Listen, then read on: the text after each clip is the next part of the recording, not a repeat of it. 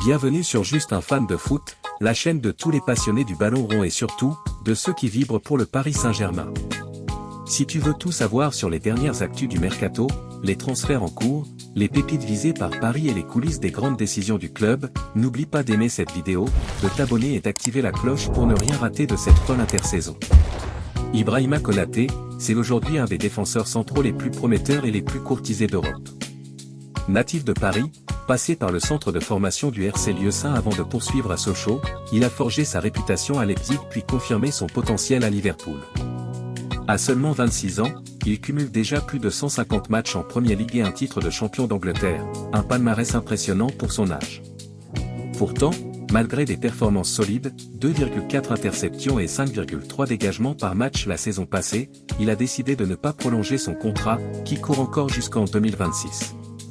Liverpool, inquiet de le voir partir libre l'été prochain, réclame un montant d'au moins 50 millions d'euros pour lâcher son roc, idée confortée par plusieurs médias britanniques. Paris, Barcelone et Madrid sont sur les rangs.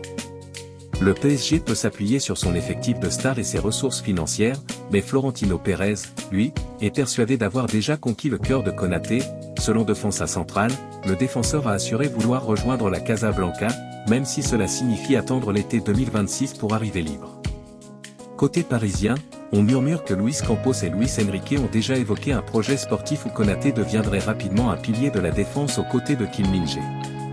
Pour convaincre, le PSG pourrait non seulement mettre une offre proche des 50 millions d'euros, mais aussi promettre un rôle majeur dans la hiérarchie du groupe, avec le brassard de vice-capitaine envisagé si Marquinhos venait à jouer moins régulièrement. Chez les Reds, l'entraîneur Arne Slot pourrait hausser le ton.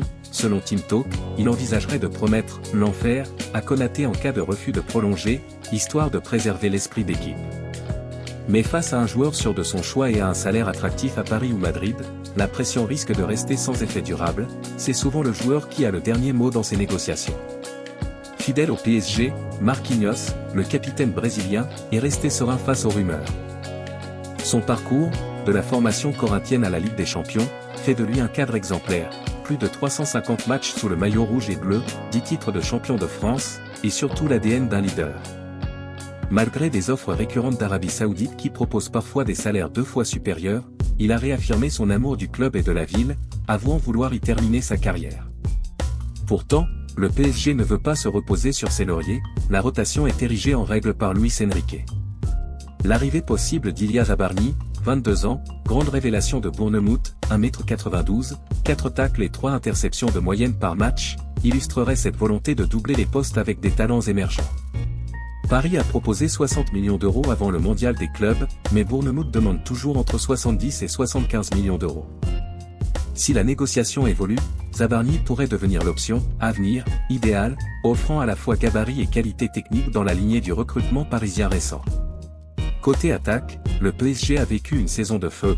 Ousmane Dembélé, 35 buts, 16 passes décisives. Bradley Barcola, 21 buts plus 21 passes. Désiré Doué, 16 buts plus 16 passes. Krishak Kvaratskhelia, 8 buts plus 8 passes. Et Gonzalo Ramos, 19 buts plus 6 passes, ont alterné éclats individuels et complicité collective. Pourtant, l'enjeu reste de taille, amener un avant-centre de classe mondiale, qui puisse faire basculer les demi-finales de Ligue des Champions et les finales nationales. 2 pistes majeures sont évoquées, Raphaël Leao et Victor Osimhen.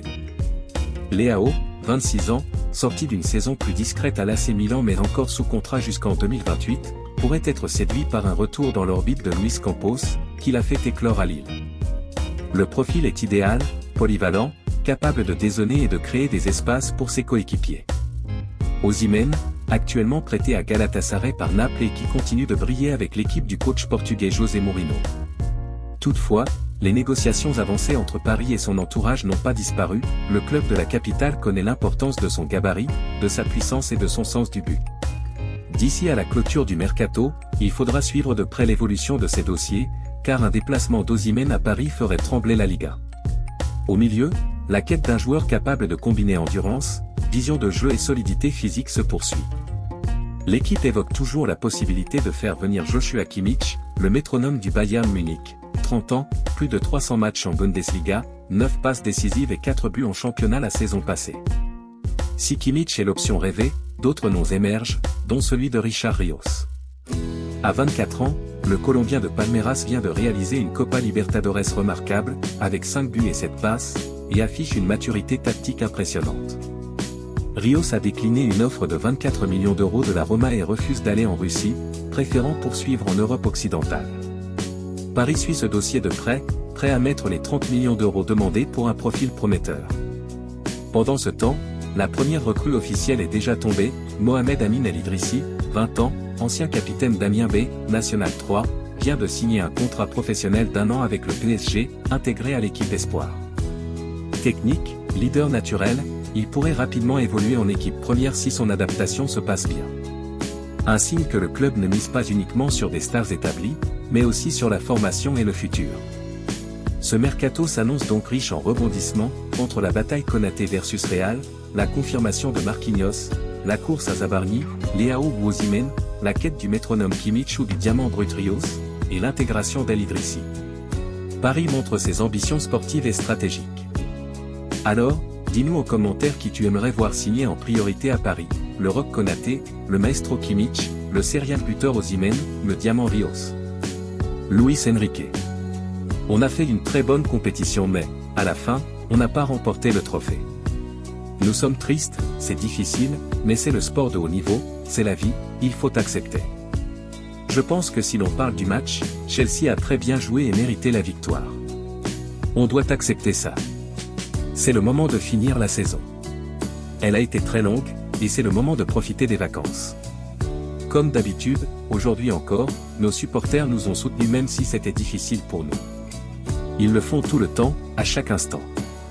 Je pense que cette connexion entre les supporters et l'équipe est très forte.